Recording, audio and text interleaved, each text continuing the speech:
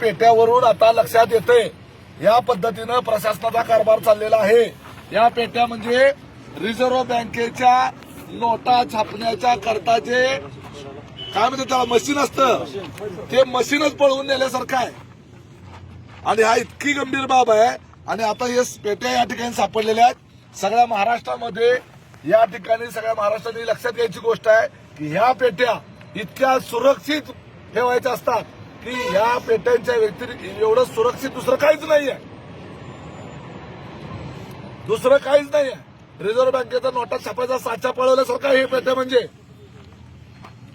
या पद्धतीनं जर हे आणि माझ्या जिल्हा परिषद गटाच्याच आहेत कुरुल जिल्हा परिषद गटाच्या। आणि हा त्या गाडीचा ड्रायव्हर कुठे त्याची गाडी लावली ती आणि हा इथं अधिकारी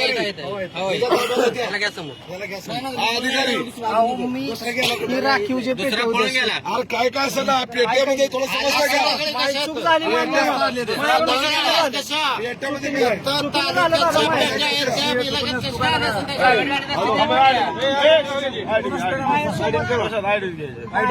माझ्यासोबत सर होते ऐका